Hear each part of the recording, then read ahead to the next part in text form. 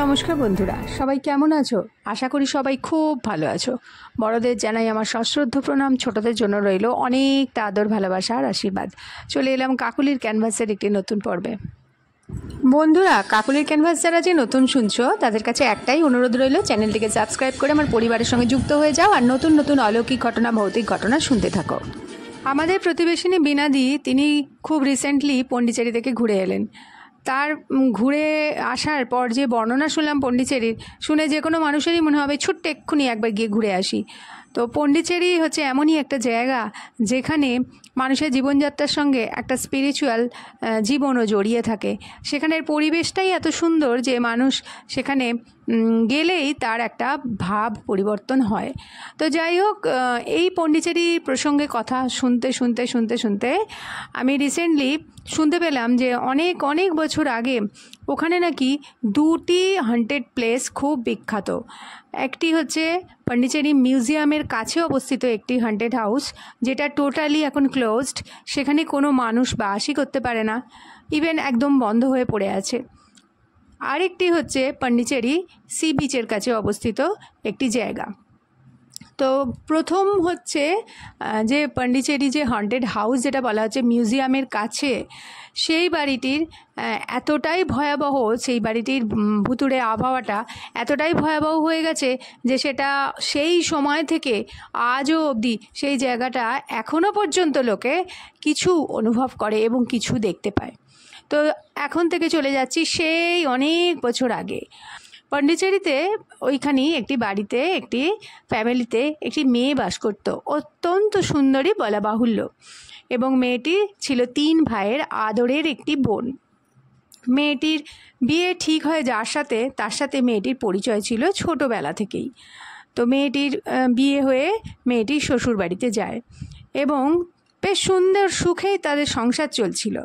কিন্তু কাল হয়ে দাঁড়ালো মেয়েটির দেওর, অর্থাৎ মেয়েটির সঙ্গে যার বিয়ে হয় তার ভাই মেয়েটির প্রতি একটা নেক নজর দিতে শুরু করে। প্রথমে আমি বললাম না যে মেয়েটিকে দেখতে ছিল অসাধারণ সুন্দরী, যার জন্যে দাদার বউ হিসাবে তাকে মেনে নিতে খুব অসুবিধা হচ্ছিল ওই দেওরটির, এবং সে বিভিন্নভাবে উপায় খুঁজছিল কিভাবে তার মানসিক বাসনা চরিতার্থ করা যায়। তো একদিন হঠাৎ করেই সুযোগ পেয়ে গেল।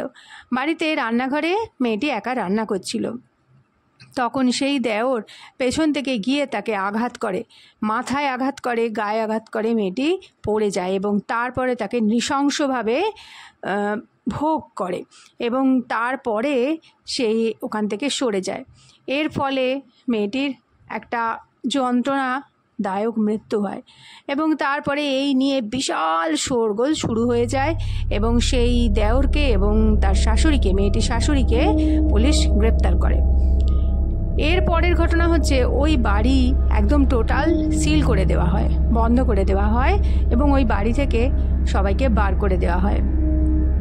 এরপরে বছর ঘুরে গেছে, কেস চলছে, সব হচ্ছে, কিন্তু যেটা ঘটনা ঘটছে, বাড়িটি আস্তে আস্তে মানুষের ভয়ের কারণ হয়ে দাঁড়ায়।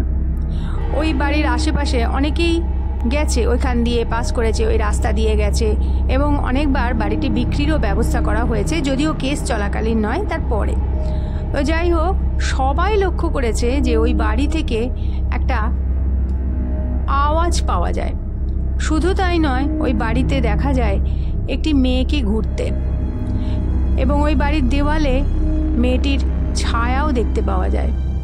এটা একজনের কথা কিন্তু নয়, ওইখানে প্রচুর লোক ওই মেয়েটির উপস্থিতি ওখানে টের পেয়েছে এবং মেয়েটির অতৃপ্ত আত্মা সেই বাড়িতেই ভটকে বেড়াচ্ছে। তার কিন্তু গতি হয়নি, ওখানে এখনও সে ঘুরে বেড়ায়। এরপরে বাড়িটিকে বিক্রি করার যখন ব্যবস্থা করা হয়, বাড়িটি বিক্রির ব্যবস্থা করা হলেও বাড়িটি বিক্রি হয়নি, কারণ পাড়া প্রতিবেশী, আশেপাশে, ইভেন দূর অবধি ছড়িয়ে পড়েছিল ওই বাড়িটি একটি অ্যাবান্ডান্ট বাড়ি এবং ওই হন্টেড বাড়িতে গিয়ে অনেকে মেয়েটির উপস্থিতিও টের পেয়েছে। একবার একটি ঘোস্ট হান্টার দল তারা গিয়েছিল ওই বাড়িতেই দেখতে যে সত্যি সেখানে কোনো স্পিরিট আছে কি না, নাকি এটা শুধুই রিউমার, এটা মানুষের মুখে মুখে প্রচারিত হয়েছে। তো তারা তাদের সায়েন্টিফিক্যালি যেসব গ্যাজেট আছে সেগুলোকে নিয়ে গিয়ে ওই ঘরে রাখে এবং তারপরে তারা ভালো মতো শুনতে পায় মেয়েটির গলার আওয়াজ, এবং মেয়েটি কাঁদছে, আর মেয়েটি কিছু বলেই যাচ্ছে। হয়তো বা মেয়েটি তার দুঃখের কাহিনীই বলছে। এখনো পর্যন্ত মেয়েটিকে বুঝতে পারা যায়, এবং মেয়েটির উপস্থিতিটা এত ভালো বোঝা যায় যে ভারতের যে কোনো জায়গার যে সাংঘাতিক হন্টেড জায়গাগুলো আছে তার মধ্যে এটি একটি।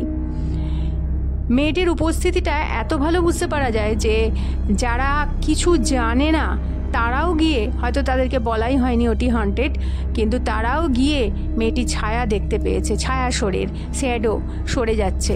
কেউ বা দেখতে পেয়েছে তাকে এই ঘর থেকে ও ঘরে ঘুরে বেড়াচ্ছে, কেউ বা কিছু গন্ধ পেয়েছে। আবার বলছে কেউ আবার দেওয়ালের উপর তার ছায়া তো দেখতেই পেয়েছে, তার সঙ্গে তার গলার ভয়েসও শুনতে পেয়েছে।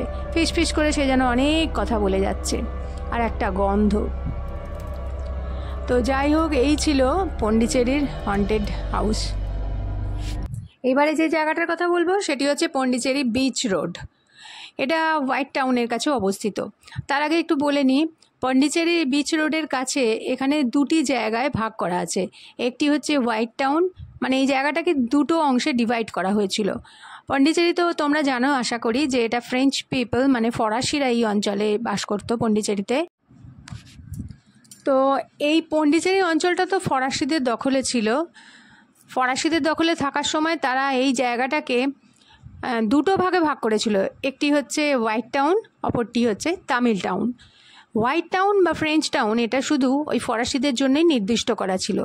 ওই জায়গাতে ফরাসি লোকরাই বাস করত বিল্ডিং করে। আর এই জায়গাটা অসাধারণ সুন্দর জায়গা ছিল। এখানে দূর দূর থেকে লোকে আসতো এর প্রাকৃতিক সৌন্দর্যটা উপভোগ করার জন্যে। আর সত্যি এখানে এসে মানুষের মন প্রাণ জুড়িয়ে যেত, এত সুন্দর একটি জায়গা। কিন্তু এই পজিটিভ জায়গার সাথে সাথে একটা নেগেটিভ জায়গাও লুকিয়েছিল এর মধ্যে। সেটি হচ্ছে এখানে একটা পলিটিক্যাল পার্টি এখানে একটি বিল্ডিং করেছিল, এবং বিল্ডিংটা ছিল তাদের জন্য। তো সেখানে তাদেরই আলোচনা, মিটিং, কার্য এইসব চলতো। কার্যালয় ছিল, এক কথায় বলতে গেলে ওটা পলিটিক্যাল পার্টির কার্যালয় ছিল। কোনো কারণে ওই পলিটিক্যাল পার্টির ব্যবহার করা ওই কার্যালয়টি বন্ধ হয়ে যায়, এবং দীর্ঘদিন ধরে ওটা বন্ধ অবস্থাতেই পড়ে থাকে, যার জন্যে এটা ব্যবহার আর হয় না। অনেকে বলেছে এর ভেতরে নাকি কাউকে একটা হত্যা করা হয়েছিল, সেই জন্যে ওই জায়গাটা নাকি বন্ধ হয়ে পড়ে আছে। কোনো একটি দিকেই এইটি হয়েছিল, অর্থাৎ এই যে মানুষকে হত্যা করা হয়েছিল সেটা ওই দিকেই হয়েছিল। আর তার জন্যে ওই জায়গাটাই অ্যাবান্ডান্ড হয়ে গেছে, হন্টেড হয়ে পড়ে আছে, ভুতুড়ে হয়ে গেছে ওই জায়গাটা। এই জায়গাটা পরে শোনা যায় যে একজন লোককে বিক্রি করে দেওয়া হয়েছিল, আর বিক্রি করার পর সেই লোকটি এসে এটিকে পুরো নতুন করে আবার রিনোভেটেড করে। কিন্তু রিনোভেটেড করার পরেও কিন্তু এর ভেতরে যেটা ইভিল ফিলিংস সেটা রয়েই যায়। অর্থাৎ যে কারণে যেসব আত্মারা, যেসব স্পিরিটরা এই জায়গাটাকে হন্টেড করে রেখেছিল, ভুতুড়ে জায়গা যে কারণে ছিল, যাদের জন্য ছিল, তারা কিন্তু রয়েই যায়। ওপরে চকচকে রং করা, ঘরদোর পরিষ্কার করা সব ছিল, কিন্তু তার ভেতরে ভুতুড়ে ভাবটা কিন্তু ছিল। ভৌতিক একটা অভিজ্ঞতা ওই জায়গায় গেলেই হতো। জায়গাটা নিস্তব্ধ, শান্ত, আর পুরো পন্ডিচেরি যে বিচ রোড, সেই রোডের যে ব্যস্ততা, সেখানে যে লোকের এত আনাগোনা, এত যে লোকের চিৎকার চেঁচামেচি, সব থেকে এই সব কিছুর মধ্যেও যেন এই জায়গাটা নিজেকে একটা আলাদা করে রেখেছে।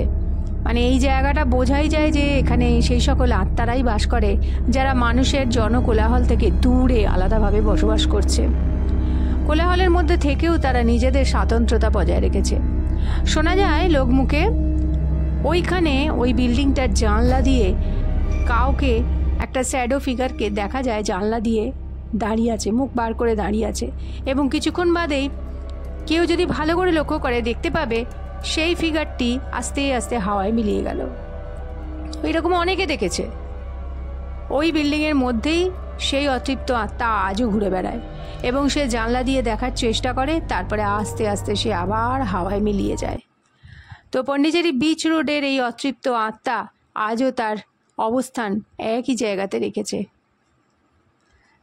তো পন্ডিচেরির এই দুটি জায়গা হচ্ছে ভৌতিক জায়গা। পন্ডিচেরির এত সুন্দর আবহাওয়া, এত সুন্দর ন্যাচারাল বিউটি এত থাকা সত্ত্বেও তার এই কালো দিকটি কিন্তু আজও বর্তমান আছে। প্রত্যেক জায়গাতেই, শুধু পন্ডিচেরি কেন, পৃথিবীর প্রতিটা জায়গাতেই সেখানে যেমন মানুষের আনাগোনা আছে, মানুষের বিনোদন জগৎ আছে, তার সাথেই সাইডে সাইডেই লুকিয়ে আছে কোথাও যেন স্পিরিটদের না বলা কথা। তারাও মনুষ্য জগতে কিছু বলতে চায়। তো আজকে পন্ডিচেরির এই দুটো হন্টেড জায়গা নিয়ে তোমাদের সাথে আলোচনা করলাম বা শেয়ার করলাম, এই দুটো জায়গা সম্বন্ধে শেয়ার করলাম। আশা করি তোমাদের ভালো লাগে। তো আজকের মতো এই পর্যন্ত। পরের দিন চলে আসছি পন্ডিচেরির একটি অলৌকিক ঘটনা নিয়ে। একটা কেন, এই পন্ডিচেরিতে ঘটে গেছে বহু অলৌকিক ঘটনা। তো সেইগুলো শোনার জন্যে পরের দিনের নেক্সট ভিডিওতে কিন্তু অবশ্যই তোমরা কাকুলির ক্যানভাসের সাথে থাকবে। তো আজকের মতো এই পর্যন্ত। সবাই ভালো থাকো, সুস্থ থাকো, আনন্দে থাকো, কাকুলির ক্যানভাসের সাথে থাকো। নমস্কার, ধন্যবাদ। আমার সমস্ত ভিউয়ার্সে জানাই অন্তর থেকে অজস্র ধন্যবাদ। এবারে বলবো তাদের কথা যারা আমাকে আগের পর্বে কমেন্ট করেছো। তারা হলেন গীতা গোস্বাম এবং আমার নাম না জানা এক বন্ধু। তোমাদের অন্তর থেকে অজস্র অজস্র ধন্যবাদ এবং ভালোবাসা জানাই।